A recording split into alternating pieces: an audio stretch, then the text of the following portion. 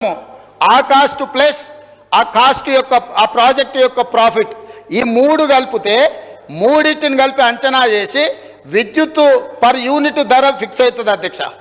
ఇప్పుడున్న అంచనాల ప్రకారం మా అధికారులతో నిపుణులతో మాట్లాడితే ఇప్పుడు ఎన్టీపీసీ కట్టబోయే 2400 మెగావాట్లతో ఈ రోజే మనం ఒప్పందం చేసుకుంటే ఉత్పత్తి సమయానికి మనం 9 రూపాయలు పర్ యూనిట్ చెల్లించాల్సి వస్తుంది. ఇది లాభమా నష్టమా అంచనా వేసుకొని వాళ్ళతో ఒప్పందాలు చేసుకున్నాం అధ్యక్ష. దాంతో వాళ్ళ పనులు ఆగలేదు అధ్యక్ష. ఎన్టీపీసీ ఎక్కడైనా పవర్ ప్రాజెక్టుకు రాష్ట్ర ప్రభుత్వం అనుమతిస్తే వాళ్ళు నిర్మాణం చేసుకొని పూర్తయ్యే లోపల ఎప్పుడైనా మనం అగ్రిమెంట్ చేసుకోవచ్చు. మనం చేయకపోతే వాళ్ళు బయట ఎక్కడైనా అమ్ముకోవచ్చు. ఎందుకింత దుఃఖం వస్తుంది అధ్యక్ష? కిషన్ రెడ్డి గారు చెప్పిండంట, కిషన్ రెడ్డి గారు దుఃఖంలో వీరు భాగస్వాములు అయినరంట, ఈయన ఓదార్చిండంట, ఆయన ఓదార్చిండంట. ఇదా అధ్యక్ష వీళ్ళు మాట్లాడేది? వాళ్ళ బీఆర్ఎస్ బీజేపీ చీకటి ఒప్పందం మీకు అర్థమైపోయింది కదా అధ్యక్ష. ఇది కాకుండా వారు ఒక మాట చెప్పిండ్రు అధ్యక్ష. ఏమని? కేంద్ర ప్రభుత్వము 50% ఉత్పత్తి చేయాలి, అంతకంటే ఎక్కువ చేయొద్దు అని ఆదేశాలు ఇచ్చింది. 50% ఉత్పత్తి చేస్తే సబ్ క్రిటికల్ టెక్నాలజీ కంటే కూడా ఎక్కువ బూడిద వస్తుంది, ఎక్కువ నష్టం వస్తుందని ఎప్పుడు చెప్పింది అధ్యక్ష కేంద్ర ప్రభుత్వం? ఈ మాట 2023-24 సంవత్సరంలో చెప్పింది. దేనికోసం చెప్పింది అధ్యక్ష? సోలార్ పవర్ ప్రాజెక్టు, అదేవిధంగా విండ్ పవర్, గ్రీన్ ఎనర్జీ అంత వచ్చింది, వాటి ఉత్పత్తి చాలా పెరిగింది కాబట్టి మీరు 50% గ్రీన్ ఎనర్జీ వాడుకోండి, మిగతా 50% బొగ్గు చేత ఉత్పత్తి అయ్యే విద్యుత్తును వాడండి అని సూచన చేసింది. It is not mandate. ఇదేమి మన మీద బలవంతంగా కేంద్ర ప్రభుత్వం రుద్దుతలేదు. కానీ వీళ్ళు సబ్ క్రిటికల్ టెక్నాలజీ ఎప్పుడు తీసుకున్నారు అధ్యక్ష? 2015లో ఇండియా బుల్స్ అనే గుజరాత్ కంపెనీతోని. వీళ్ళు ఎంత దివ్యజ్ఞానులు, కాలజ్ఞానులు. బ్రహ్మం గారు తెలుసు కదా అధ్యక్ష, కాలజ్ఞానం చెప్పిండు. వాళ్ళ ముతాతలు ఉన్నారు అధ్యక్ష. 2015లోనే కేంద్ర ప్రభుత్వం నరేంద్ర మోడీ 2023-24 నాడు 50% ఉత్పత్తి చేయండి అని చెప్తారని ఊహించి ఆ రోజు సబ్ క్రిటికల్ టెక్నాలజీ కొన్నామని మాజీ మంత్రి గారి సభను తప్పుదో పట్టిస్తుంది అధ్యక్ష. వీళ్ళు సబ్ క్రిటికల్ టెక్నాలజీ కొని ఇండియా బుల్స్ దగ్గర కమిషన్ కొట్టింది 2015లో. 50% ఉత్పత్తి బొగ్గుతోని వాడుండి అని చెప్పింది 2023-24లో అధ్యక్ష. అది కూడా సూచన మాత్రమే, ఇదేమి ఒత్తిడి లేదు, ఇదేమి నిబంధన లేదు. ఎందుకు చెప్పిండ్రు? కాలుష్యాన్ని తగ్గించడం కోసము ఈరోజు సోలారు ఇతర గ్రీన్ ఎనర్జీ వచ్చింది, అది వాడండి అని సూచన చెప్పారు. దాన్ని కూడా 2015 నాడు చేసిన తప్పులను కప్పిపుచ్చుకోవడానికి 2023-24 నాటి నరేంద్ర మోడీ గారి ప్రభుత్వం చేసిన సూచనను సభలో ప్రస్తావించి సభను తప్పుదోవ పట్టించి ఈరోజు తెలంగాణ ప్రజల్ని మభ్యపెట్టాలనే ప్రయత్నం చేస్తుండు.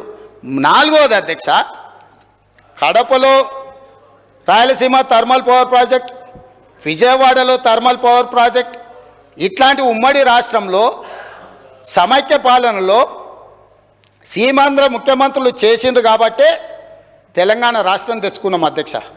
ఆనాడు రాజశేఖర రెడ్డి గారు, చంద్రబాబు నాయుడు గారు ఇట్లాంటి నిర్ణయాలు చేసిండ్రు కాబట్టి తెలంగాణ వచ్చింది.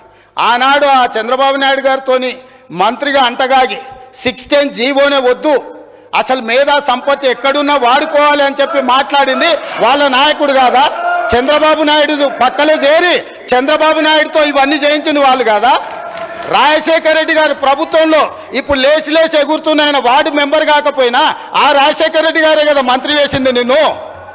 పోతిరెడ్డిపాడు పొక్క పెద్దగా చేసినప్పుడు కడప జిల్లా ఇన్ఛార్జ్ మంత్రి ఎవరు అధ్యక్ష? కీర్తిశేషులు నాయన నరసింహారెడ్డి టీఆర్ఎస్ మంత్రి కాదా? రాజశేఖర రెడ్డి గారి పంచన చేరింది మీరు, చంద్రబాబు నాయుడు గారి పంచన చేరింది మీరు. ఈ తప్పిదాలకు మమ్మల్ని కాదు మీరు బాధ్యులు. మేము ఆ ప్రభుత్వంలో ఉన్న మా నాయకులు కాంగ్రెస్, యూపీఏ కేంద్రంలో అధికారంలో ఉన్న, రాష్ట్రంలో అధికారంలో ఉన్న శాసనసభను, పార్లమెంటును స్తంభింపజేసి తెలంగాణ రాష్ట్రాన్ని సాధించిన పార్లమెంట్ సభ్యులు ఇక్కడ ఉన్నారు. ఇది మా నిబద్ధత. మీరు పదవుల కోసము పెదవులు మూసుకొని రాజశేఖర రెడ్డి మంత్రి పదవి ఇస్తే రాజశేఖర రెడ్డి దగ్గర ఊడిగం చేసింది మీరు. చంద్రబాబు నాయుడు గారు మంత్రి పదవులు ఇస్తే చంద్రబాబు నాయుడు గారి దగ్గర ఊడిగం చేసింది మీరు. మీరా మాకొచ్చి మా చిత్తశుద్ధిని ప్రశ్నించేది? తెలంగాణ బిల్లు వచ్చినప్పుడు ఆ ముందలి సీట్లో చంద్రబాబు నాయుడు గారు కూర్చున్నప్పుడు ఇప్పుడు ఆ మాగంటి గోపి కూర్చున్న అక్కడనే నిలబడ్డ అధ్యక్ష. నేను 53 నిమిషాలు తెలంగాణ రాష్ట్రం ఎందుకు కావాలి, సమైక్య రాష్ట్రంలో ఉమ్మడి పరిపాలనలో జరిగిన అన్యాయం మీద నిటారుగా నిలబడి అక్కడి నుంచి నేను మాట్లాడిన అధ్యక్ష పునర్విభజన చట్టం వచ్చినప్పుడు ఆయనగా పక్కలో కూర్చుని ఆయన ఏడున్నాడు ఆయన మాట్లాడింది కదా, తీయండి ఏం మాట్లాడిండు, నేను మాట్లాడింది తీయండి అధ్యక్ష. తెలుగుదేశంలో ఉన్న నేను తెలంగాణకు జరిగిన అన్యాయం మీద, ఎడారిగా మారి వలసలు పోతున్న పాలమూరు కష్టాల మీద, తట్ట పని, పార పని, మట్టి పని మీద నేను మాట్లాడిన అధ్యక్ష, వీళ్ళు మాట్లాడలే. నేను ఇవాళ సూటిగా సవాలు విసురుతున్న అధ్యక్ష, ఇవాళ మీ ఎదురుగా పార్లమెంట్లో రికార్డులు తీయండి. పాలమూరులో ఊరు లేకపోయినా, పార్లమెంటులో నోరు తెరవకపోయినా ఇవాళ తెలంగాణ తెచ్చినానికి కేసీఆర్ గొప్పలు చెప్పుకుంటుడు. నేను ఈ ఉమ్మడి రాష్ట్రంలో, ఉమ్మడి ఆంధ్రప్రదేశ్ శాసనసభలో నేను ఎంత మాట్లాడిన తెలంగాణ మీద, సేమ్ సమయంలో పార్లమెంట్లో చంద్రశేఖరరావు నోరన్న దర్శిలో రికార్డు తీయండి అధ్యక్ష. ఎవరో చేస్తే, ఎవరో త్యాగం చేస్తే ఆ త్యాగాల పునాదుల మీద, ఆత్మ బలిదానాలు చేసుకున్న శవాల మీద అధికారంలోకి వచ్చిన వీళ్ళు ఈరోజు మమ్మల్ని అధ్యక్ష తప్పులు పట్టేది. చివరిగా ఇంకొక మాట అధ్యక్ష, ఒక జర్నలిస్టు గురించి మాట్లాడిండు.